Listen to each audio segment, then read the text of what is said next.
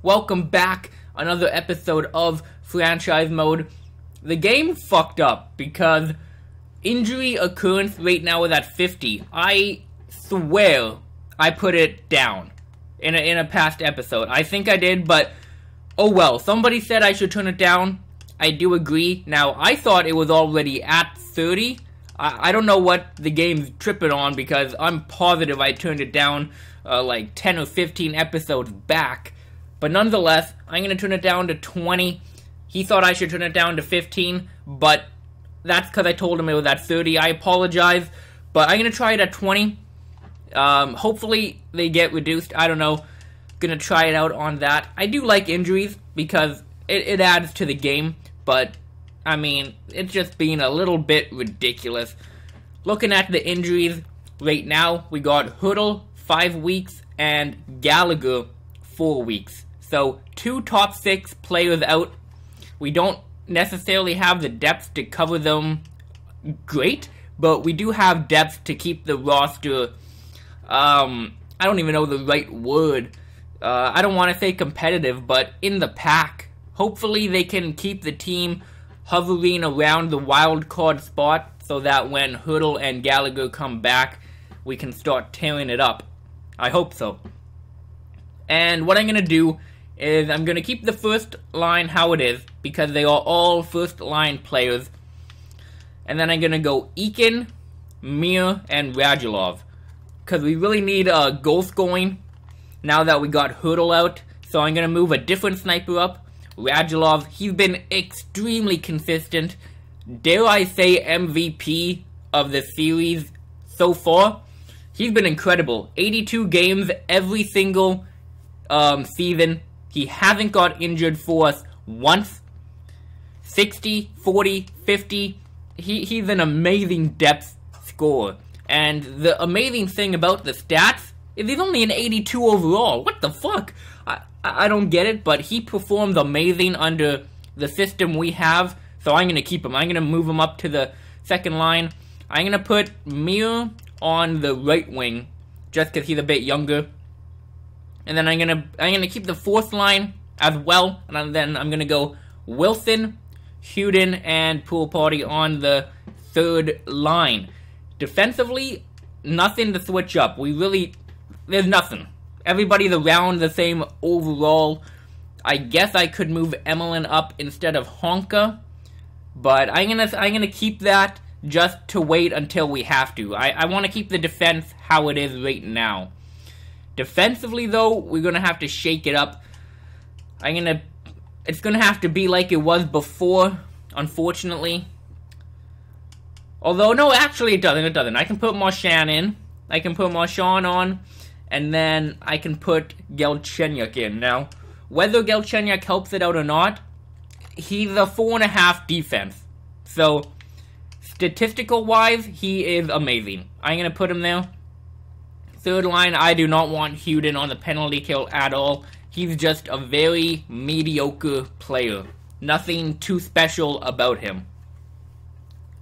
Here we go. We got a few weeks of scouting to do. I don't even know what to do. I'm going to go a few games at a time. I'm going to go a week at a time about. So, 4 games here. Yeah, okay. We don't really have a streak of games at home or away. Kind of a mix here. We lose again. Come on, get a win against New York. There we go. Okay, we got a win. Split the 2 games here. Split a back-to-back. Please, come on, you gotta split it. There's 1 win. Can you get the second? No, they don't. They just split it. So, continuing on 500, you gotta split Ottawa and Toronto as well. You really have to. You can't afford to go on a losing streak right now.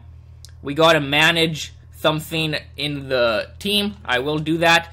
And again, all we do is split it. We win 1 game, and then we lose the next. Not the ideal way to go, but 2 top 6 players are injured, and yeah, look at that. Boston, Ottawa, both of them are starting to kind of go away from the pack here, so I am going to move Emmeline up to the first line. Hopefully that first line can really shut down the other team top line. I mean, we got a lot of two-way defenders, so hopefully it can be a pretty even defensive effort here. I'm going to go Provanov and Honka. I'm going to go whoever has the best defense. So, yeah, I do like Honka and Provanov, yeah. Okay, I'm going to keep them there. And then that's all I'm going to do defensively. It looks like we're doing fine. 500, I can't be expecting too much. So, upgrade and maintain. Team store would like to be upgraded. How much cash do we have here? So, I'm going to have to maintain all of this pretty soon. That's going to be a pain in the ass. We only have 2 million left. So, I will repair the team store. Did I just? No, I don't think I did. Oh, fuck, god damn it, I hit the wrong button, no shit. That was my bad, I don't know why I hit B. Here we go, team store, I'm gonna upgrade that. And I want to show you one other thing. Now, the owner of the team, one of his goals is he wants us to improve our top 4. I'll show you right now. He's unhappy, I don't really care. But to get more money and more funds, he wants us to improve our top 4. Now, he says to make us a contender. I don't know what is it going to take to fulfill that. I don't think we're going to get 50 wins. That's just unrealistic of him to ask. But what does it mean by improve our top 4? Does it just mean simply get a higher overall player? Or does it mean increase the overall defensive rating? I don't really know what to do about that. It's not very specific. It's pretty vague. So, yeah, let me know what you think about that. Let us see if we can win a few games with Emlyn on that top line. Chicago, the good team. St. Louis, the good team. Washington. Toronto, the only kind of lacking team we've been going up against recently. We got a good stretch, which I guess is good. We're going 500, but a loss against Chicago. Come on. Come on. Are you going to split it again and go 500? What do they got for me? An overtime loss?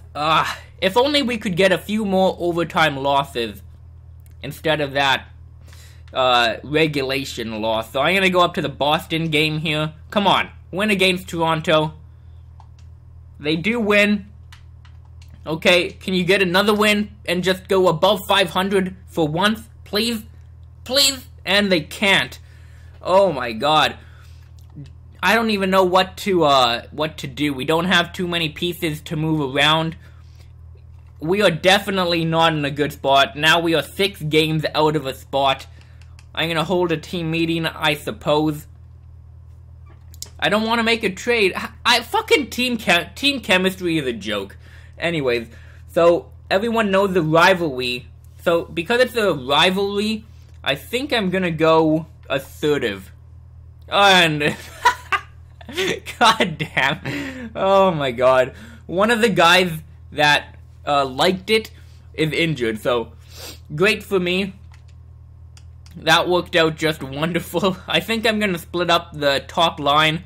Maybe we just need to kind of spread around offense around the lineup. So Galchenyuk can obviously hold his own.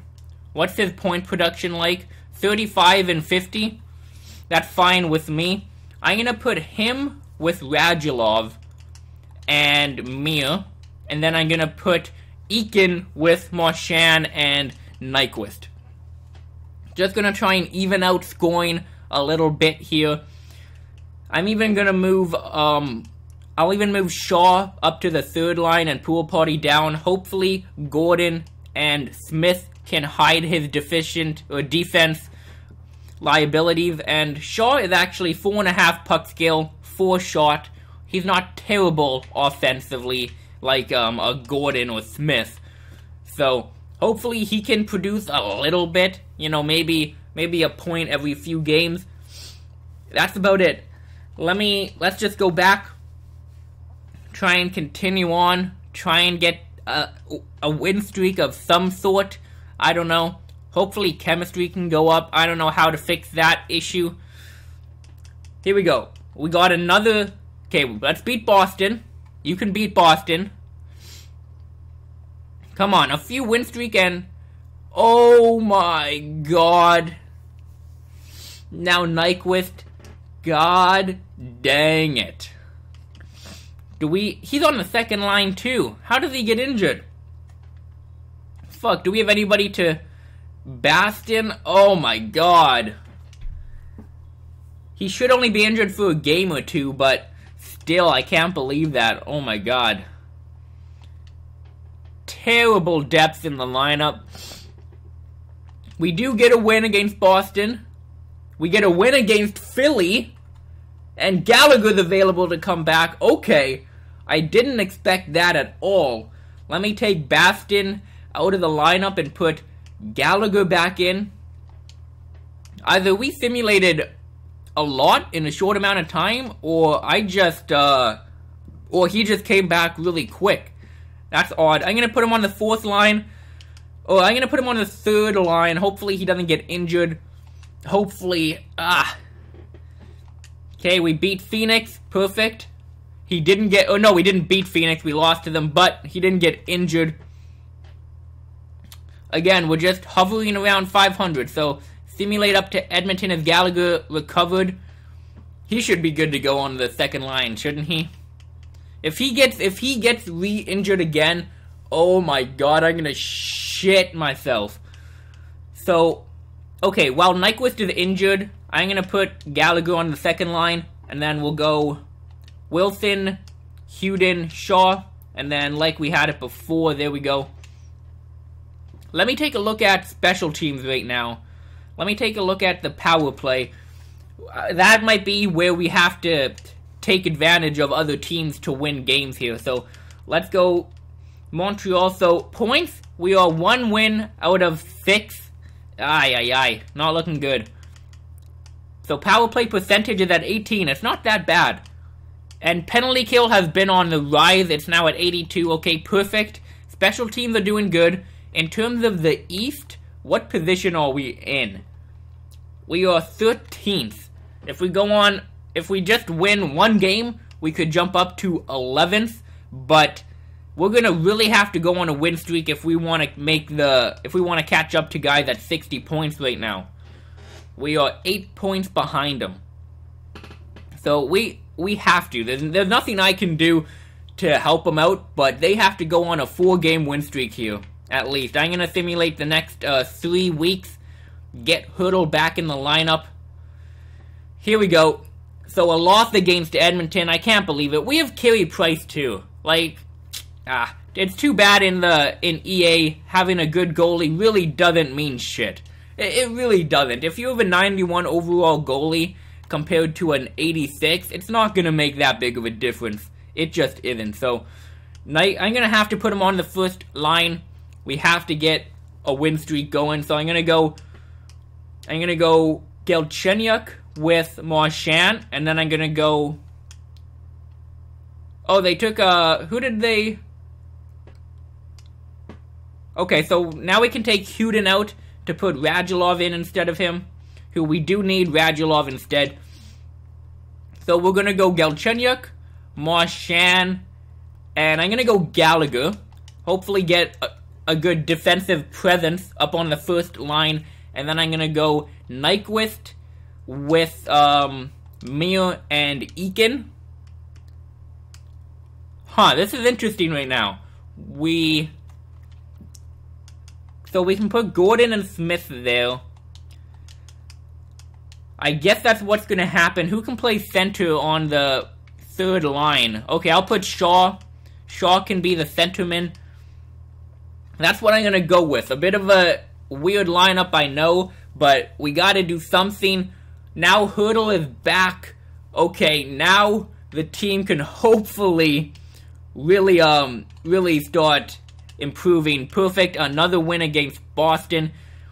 Now I can officially kind of set the lines to how I think they should be.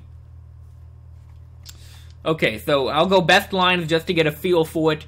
I'm going to go Galchenyuk, Marchand, and Gallagher. Same first line. We got a shutout last game. And then I'm going to go Hurdle, Nyquist, and Mir. Or I'm going to go I'm gonna go, okay, yeah, Pool Party, you have to come out of the lineup. I'm sorry, but you just don't have the defensive capability. Even Radulov isn't the best defender, but he makes up for it with his point total. So, I'm gonna go Marchand, Galchenyuk, Gallagher, Nyquist, Hurdle, Radulov, and then Mir, Eakin, Wilson, or Shaw. I'll go Shaw, and then Wilson, Smith, Gordon. I'm really trying to spread out goal scoring throughout the lineup. I know Mir is a second line forward, but hopefully he can bring some points to that third line. I'm going to go Emelin on the top line once again. And then now we can really kind of put into effect our PK situation. So I'm going to put in Gallagher. Is he still injured? I don't think. No, Gallagher's fine to go. And then I'm going to also put in Marchand. We should have a filthy penalty kill. And then Gordon, he has 87 face-off, but Gordon. Eakin has better overall defense, though. So I'm going to take Gordon out, and I'm going to put Galchenyuk, because but do I?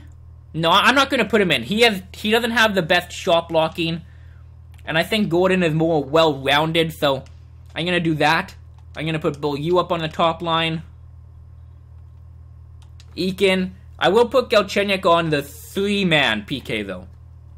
Okay, and then if we go to power play, what do we got going on? Nyquist and Marchand. Do I want to load it up and put another forward on the point? I don't think I'm going to. I'm going to take Radulov. I'm going to take Gallagher, my bad, off the power play. And I'm going to put into the power play... Where is he? Mir. I'm going to put Mir in there. He's a right-handed shot. He's got a pretty good shot. He has great power on the wrist shot. Hopefully he can get a power play goal or two. Looking at the division now, we're still a few wins away from catching up to Boston and Ottawa. But again, it's in our grasp here. We definitely can. Here we go. So Coral, nothing about Nyquist. So Hurdle is officially recovered. We lose 1-0. Wow. Okay, at least we didn't let in too many goals. Can we come back with a win? Fuck, we just can't get a winning streak. This is so frustrating to handle. Okay, we've done OHL and the WHL. Time to do the QMHL for 6 weeks on forwards. Come on. Wow.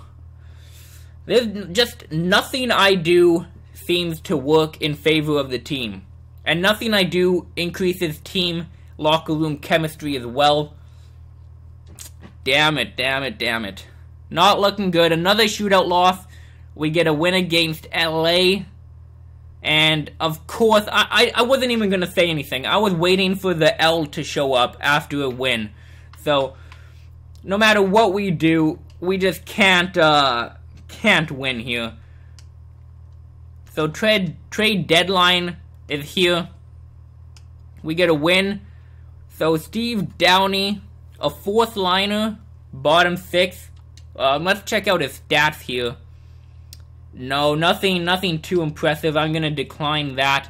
So, right now, we are at the trade deadline.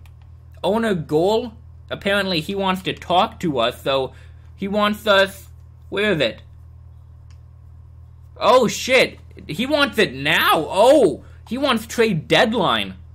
Wow, I honestly didn't expect that. I didn't even look at the, when he wanted it due. So, apparently he wants us to improve our top 4. I don't know how we're gonna do that, but, or if we even should. May as well hold a team meeting. Here we go. So, what do they got for us? Top teams require top effort. It seems like demanding is good on our team. And once again, does good for me. So, I'll take a look at... Yeah, let me take a look at the overall Eastern Conference here. I mean, we're at the bottom of our division. We might be at the bottom of the whole league, to be honest. Let me look at East. Where are we? Are we really at the bottom? Wait, what? Where's Montreal? Am I just tripping out here?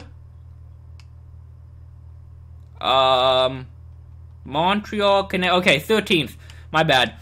So in terms of 8th, we are 10 points out. Not looking good. In terms of the entire league, let's take a look at how bad we are. In terms of point totals, wow, okay, so we're not shitting the bed like some teams, but we are bottom 5. 1, 2, 3, bottom 6, but bottom 5 to round it off. Definitely bottom 10. We're just hovering around 500. Goals for per game is great. Oh no, yeah, it's just that goals against. Power play is fine. Penalty kill is on the rise. It's doing good. It really is just that 5-on-5 goals against. So, if you think we should try and trade for a defenseman, let me know. I'm going to go and take a look at trade blocks of other teams. Take a look at who they got on the trade block. Any good defenseman we can get. So, no one on Anaheim. Going to go kind of quick here. So, oh no, he's diminished in terms of stats. Como, Bobovsky, we don't need a goaltender though. Although we kind of do, to be honest. So we got a bottom 6 grinder. We could pick him up maybe. Doesn't look like any defenseman on the block. Wow, a really odd year. Usually at the deadline you got a lot of studs from teams trying to unload. Taylor Hall? Wow, on the block is Taylor Hall. I did not expect to see that. I don't know why they're trying to give Hall up. That's kind of a big accusation. I can't think of the word.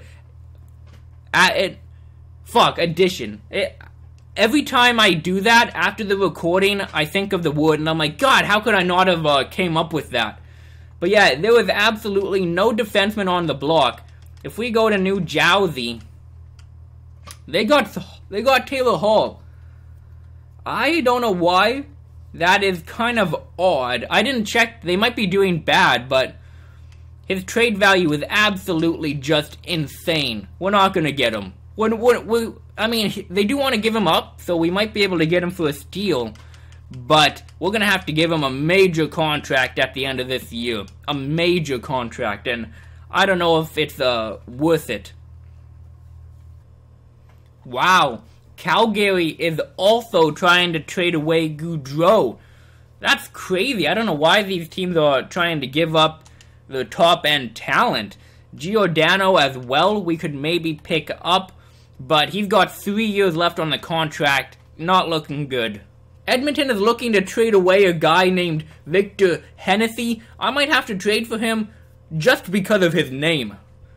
Ryan Suter is on the block, but 6 years left. I don't like that deal at all.